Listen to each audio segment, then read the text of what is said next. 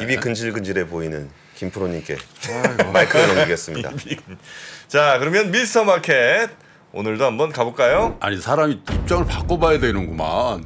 여기서 여기 있으면서 두 사람이 얘기하는 걸 이제 보고 있는 게 쉽지 않구만. 아, 그래요? 아니 권프로가 그러니까 진짜 대단한 게 적재적소에 탁탁 끼는 거야. 그렇죠. 나처럼 이제 오발탄 안 나고. 네. 응? 마지막으로 요거 하나 말씀드릴게요. 뭐 이런 식으로. 그러니까. 네. 근데 그게 쉽지가 않군요. 쉽지 않아. 그 자리에 앉으니까 눈치 엄청 보게 되죠. 눈치 엄청 보게 돼. 여기 봤다 여기 봤다.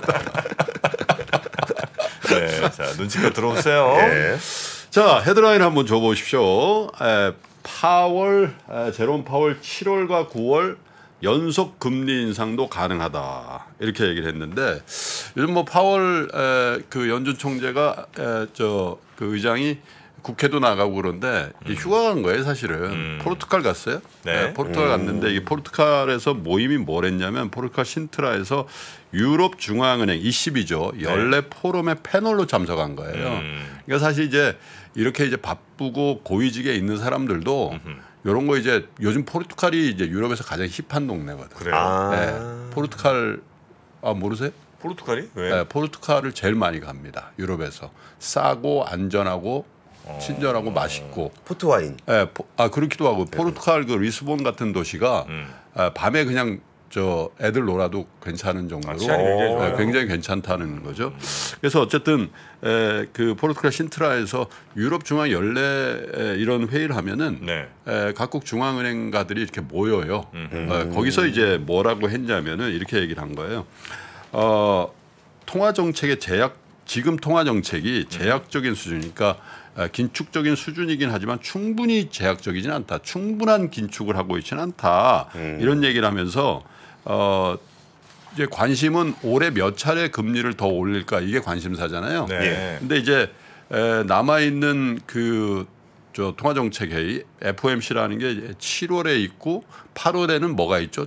잭슨홀이 있고 그 다음에 이제 9월이잖아요. 이게 연달아서 올릴 수가 있다. 이렇게 이제 가능성을 배제하지 않는다 이런 얘기를 한 거죠. 그래서 이제 업계에서는 야, 2번 올린다 하더라도 예를 들면 7월에 올리고 그 다음에 잭슨홀 미팅하고 9월에 스킵 한번 하고 어떻게 되는지 한번 봐가면서 하긴 하겠지. 이런 생각들을 많이 했는데 그것마저도 2번 올린다는 전제가 있는 거잖아요. 오케이, 네가 한참 그렇게 얘기하면 받아는 드릴게. 그렇지만 연달아서 쭉 올리는 것까지는 안 할 걸. 그렇게 생각을 하고 있었는데 어제 이제 이 포럼을 진행한 CNBC의 방송 앵커가 직접 질문을 했어요. 한 번 걸러 한 번씩 금리를 인상할 건가? 왜냐하면 스킵을 한 번 했잖아요. 그래 퐁당퐁당 할 거니 너? 이렇게 물어본 건데 아니 쭉 할 수도 있어. 이렇게 얘기를 한 거예요. 그러니까 시장에서는 이 제롬 파월의 의중이 생각했던 것보다 조금 강한데 이렇게 이제 생각을 하는 거죠.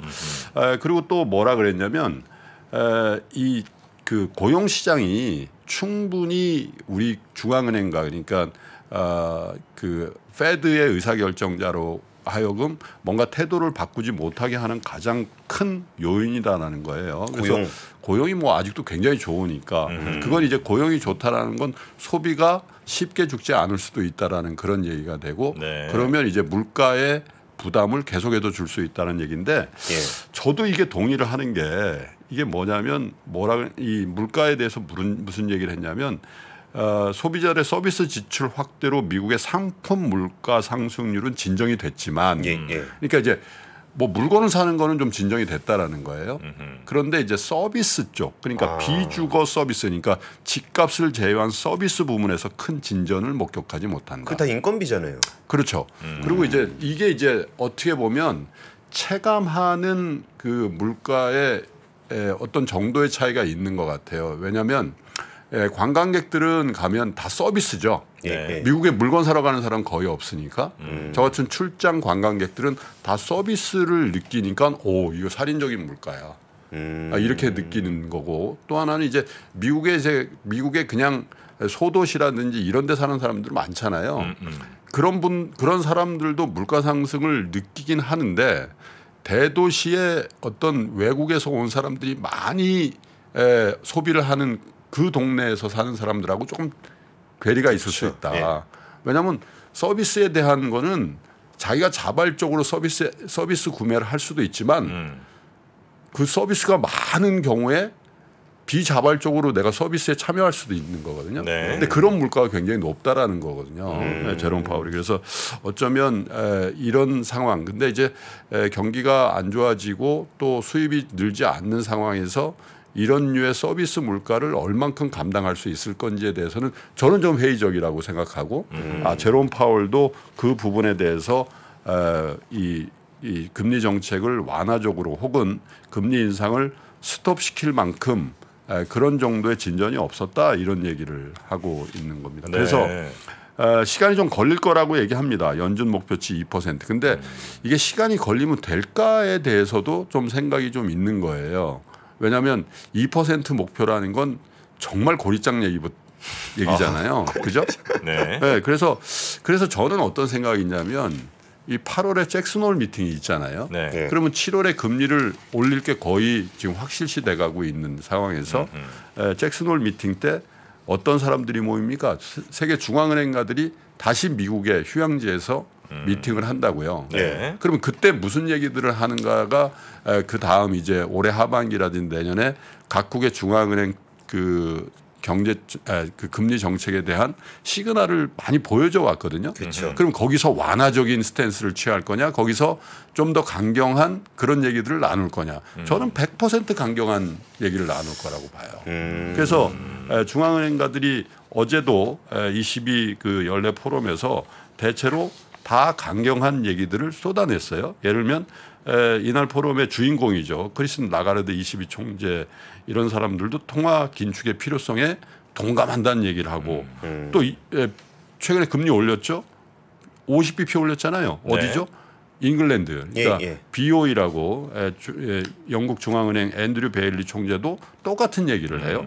그리고 우에다 가서 일본은행 총재도 뭐라 그러냐면 일본의 기저 인플레이션이 여전히 나서 기준금리를 올리지 않았는데 만약 물가 상승이 완화되지 않는다면 통화 긴축에 나설 수도 있다.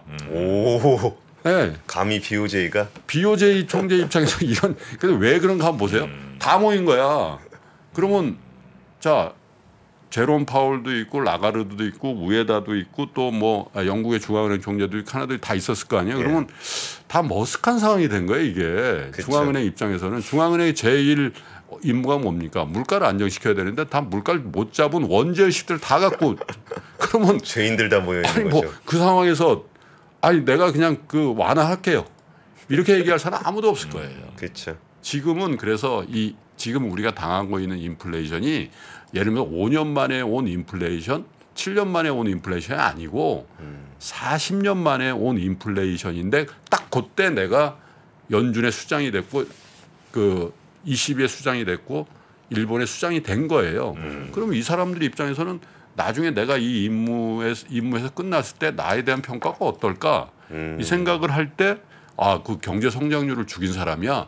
이렇게 평가받을까? 아니면 물가 때문에 민생고를 엄청 올려가지고 그래서 저는 제롬 파월의 머릿속에 누가 있을까 생각해보면 아서번스가 있다고 생각하는 거예요. 왜냐하면 아시잖아요. 그죠? 70년부터 78년 사이에 미국의 연준 의장을 한 사람인데 역대 연준 의장들의 최악이라고 하거든요. 근데 이 사람이 뭐랬냐면 금리를 살짝 올리다가 안 올리고 다시 내려가지고 그냥 인플레이션을 폭등해가지고 그래가지고 이제 하이퍼 인플레이션이 오고 그 다음인가가 이제 폴 볼커가 들어와가지고 기준금리를 뭐 대폭 올려가지고 제가 말씀드렸지 않습니까? 1980년도 12월에 펀딩 코스트 그 하워드 막스 회장의 펀딩 코스트가 22.25%였어요. 그 액자에 넣어놨다고 말씀드렸잖아요. 22.25. 근데 2020년 4분기에 2.25였다니까요. 그러니까 그동안에 20%가 빠진 건데 그 얘기는 뭐냐? 아니 모든 중앙은행가들이 자기가 최소한 저건 안 돼야 되겠어. 이렇게 생각하는 사람이 아서번스일 가능성이 많습니다. 그러면 당연히 40년 만에 온 인플레이션에 대하는 각국 중앙은행의 스탠스는 완화적으로 확 바뀌기가 어려울 거예요. 제롬 파월이 얘기잖아요. 확실한 증거를 내가 봐야 된다라고 얘기하잖아요. 왜냐하면 증거도 안 나왔는데 갑자기 완화적으로 피봇을 해가지고 다시 물가가 떴다? 이거는 용서할 수 없는 상황이에요. 과오가 되는 거죠. 지금도 잘 못하고 있다는 평가가 중론이잖아요. 그리고 다시 말씀드립니다만 중앙은행가들의 가장 큰 임무는 물가를 안정시켜서 생활고를 없애는 거. 그죠? 지속 가능한 성장을 하게 하는 거. 이런 건데 그걸 실패하고 있는 주역들이란 말이죠. 그런 사람들이 어제처럼 같이 모여서 야, 우리 좀 완화해볼까? 누가 먼저?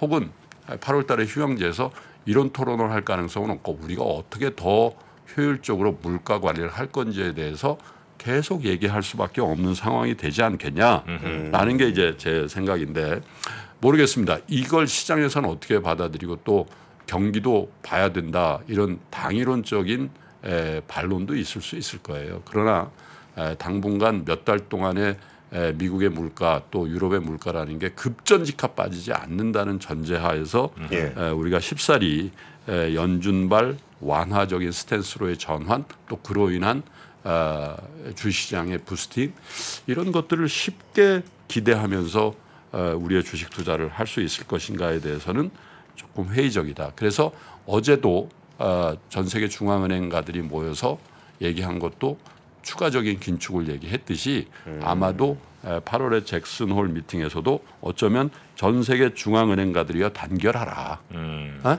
우리가 지금 완화적인 스탠스로 각개전투할 때가 아니다. 같이 더 긴축을 해서 물가를 확실히 잡아보자라는 그런 토론회가 될 가능성이 많지 않겠나라는 생각을 한 2달 먼저, 1달 반 먼저 해보게 됩니다. 네. 자, 이렇게 오늘 지금 중앙은행 총재들한테 지침을 주신 거죠? 잭슨 올 때 무슨 얘기해라 이렇게. 뭐든지 내가 뭐 지침을 줬대요. 제가 그 정도는 아닙니다. 네. 가이드라인 정도. 네. 이렇게 이제 가는 게 좋겠다. 네. 근데 어렵네. 정프로 옆이 좋아. 편해요. 여기 안락하네요. 좋아. 네. 다음엔 우리 저 김프로님하고 여기 범프님 앉으시고 제가 한번 거기 가서. 그것도 그 뉴스 하면서 우리보다 더 잘하면 좀 우리가 어떻게 되는 거야? 뭐 어쩔 수 없죠. 그러면 이제 벨라루스로 가야죠. 자, 하여튼 오늘 저 외부 일정이 좀 있으셔서 오늘 좀 먼저 좀 가보셔야 되니까 오늘은 김프로님 여기까지 하시고요. 내일 아침 뵙겠습니다. 내일 뵙겠습니다. 감사합니다. 시간이 흘러도 변하지 않는 여러 가지 원칙과 사고 체계는 존재하거든요. 대가들의 사고 체계, 투자 기법이 아니라 생각의 방법. 그런 거를 분해를 해서 재구성을 해서 하나의 어떤 틀로 조합을 하는 과정이 필요한 것 같다. 라쿤 자산운용 홍진채 대표의 거인의 어깨 19년간 초과 수익을 달성한 그가 어떻게 주식 대가들의 투자법을 활용했는지 이 책에서 최초로 공개합니다. 대가들의 검증된 투자법을 여러분의 눈으로 직접 확인하시죠.